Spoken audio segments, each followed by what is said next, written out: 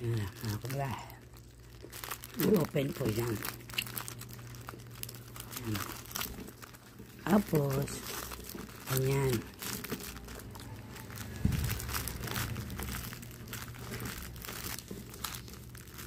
Tapos, gaganyan yan mga kabla. Diba ha? Ko rin ito. Tabi rin eh. Wala man. Diba? Ito ng isda. So, meron ng ganito. Wala man. Ayan. Pag walang pera, so bili na lang ganito. Hindi na mag-saing, hindi na mag-ano, sa convenience lang bibilihin yan. Mga kabeho, itlog ng isda, palaman. Ayan. Dalawang ganito, sold na. Mga ano din to. Siguro 40 pesos, 50 pesos sa pera ng Philippine money. May rice na, may ulam na. Yan po. Yan po, wala man sa loob.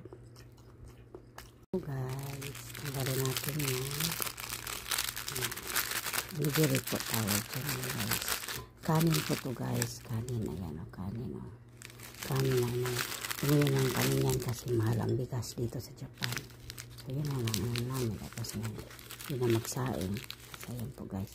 Kakainin namin. Ayan. Meron pa ibang flavor. May ganitong flavor. Iba-iba pong flavor nito guys. May ganitong flavor. Ayan. So, onigiri ang tawag dyan. Kainan na.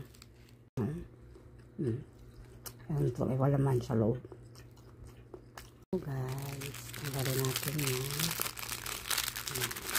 Onigiri po tawag dyan guys. Kanin po to guys. Wala man. Ayan. Pag walang pera, wala man. Diba? Ito ng isda. Ko rin ito. Tabi rin eh. Ko rin na. Mga kabla.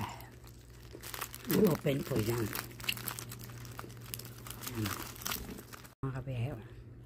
Itlog ng isda. Palaman. Ayan.